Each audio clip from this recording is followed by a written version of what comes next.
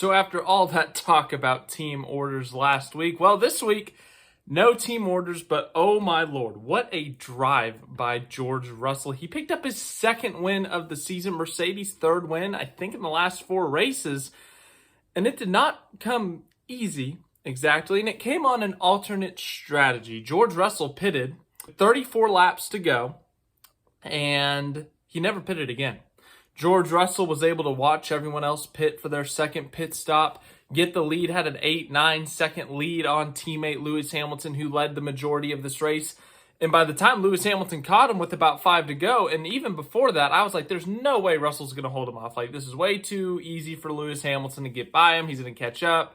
Easy win for Hamilton. Like, why are they trying to turn this into something? George Russell held him off. Hamilton had DRS for multiple laps. Russell couldn't do anything about it. It was incredible. It was an all-time drive. It was something you don't think you're ever going to see, and it was so random.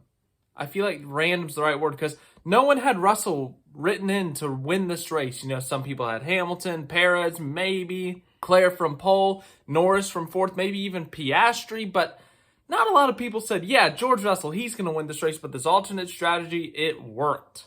Now, whether it was the team's decision to do it, but as I said, man, what a drive. A week after we were complaining about team orders, Lewis Hamilton gets right there, and Oscar Piastri is closing in, and he's much faster than the front two, but they didn't order him. They didn't say, all right, Lewis, you know, you have the advantage, you have the fresher tires, go on by, free win for you. They said, all right, race it, but be clean. Please be clean. Do not wreck each other. Do not make any contact. Do not cost us this race. We have a good 1-2 here, but Hamilton was fair. Hamilton was clean. Same story for Russell. Piastri was closing in at the end, but not even really a shot because the fact of the matter is he would have needed Hamilton and Russell to kind of start messing with each other, start passing each other, running each other off the track, something like that. But as I said, this is by far Russell's most impressive win.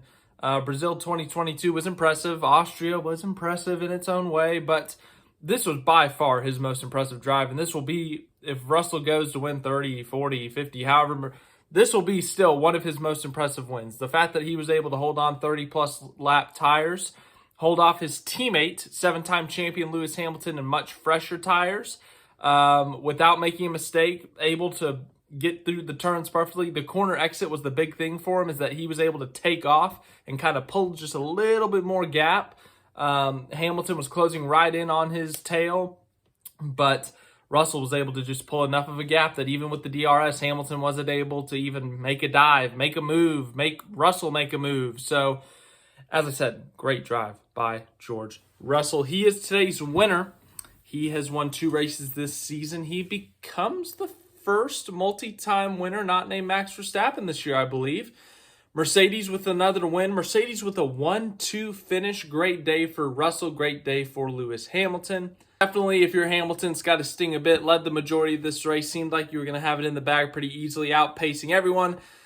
But this alternate strategy by your teammate ends up, I don't want to say like costing because that sounds so bad because Russell drove himself a great race. But definitely, you know, tough race for Hamilton in terms of the finish just because he led all day.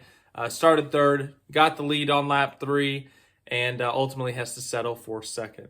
Oscar Piastri finishes third, was chasing down the front two, but as I said, just not enough time to do anything with them. Back-to-back podiums for Piastri. Good day for him.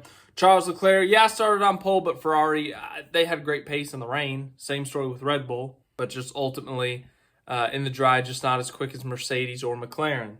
5th place, Max Verstappen does extend his championship lead by a couple points, but it's consecutive races without a podium for him, which is just kind of crazy. But as I said, I know he won the pole yesterday and had that grid penalty, but Red Bull just didn't have the pace in the dry compared to Mercedes, compared to McLaren, and Ferrari was pretty close, I would say. But Max Verstappen not able to pass Leclerc. He was on Leclerc's tail the whole last run, but not able to do anything with him, so he finishes 5th. Lando Norris 6th, had a really bad start, and that just really set up his day. He started 4th, fell back to 7th on that opening lap, and as I said, it really just, they had to go aggressive with the strategy. They had to try different things, and ultimately, 6th for him. Sainz, they did some alternate strategies for him. Started on the hard tire, ran them long, and then, put them on mediums later on. And so, yeah, he had an alternate strategy. Perez, not the prettiest day from him. Started on the front row, but as I said, Red Bull just didn't have the pace in the dry. He falls back to 8th. But point day for Red Bull, but they're still losing that grip on the Constructors' Championship. 9th, Fernando Alonso. 10th, Esteban Ocon. Good day for both of them to get some points. Non-points finishers, Ricciardo, Stroll, Albon, Gasly, Magnussen, Bottas, Yuki, Sargent, Hulkenberg, and then Joe Guan Yu are only DNF due to a mechanical failure. So, yeah, what a race. I was not expecting a great race. It feels like we have not had a great race at this track in quite a while, but George Russell put together the best drive of his career, holding off Lewis Hamilton, holding off Oscar Piastri. There at the end of this race with an incredible stint on those tires. As I said, this is going to go down as one of his best wins. No matter how many wins he has in his career, if this was it, then that's his best win. But I anticipate him getting more. Mercedes has found something. 2 wins or 3 wins in the last 4 races. Lewis Hamilton, a 3rd consecutive podium. So Mercedes has found something. It's going to make this constructors battle a little bit more interesting. We already got McLaren in the mix. We got Red Bull. Ferrari's technically ahead of Mercedes right now, but the way Mercedes is performing, I think they're going to blow by Ferrari, and they're going to be competing with McLaren and Red Bull. So it's an exciting time in Formula One. We got different constructors winning, different drivers winning, only our 2nd multi-time winner this year.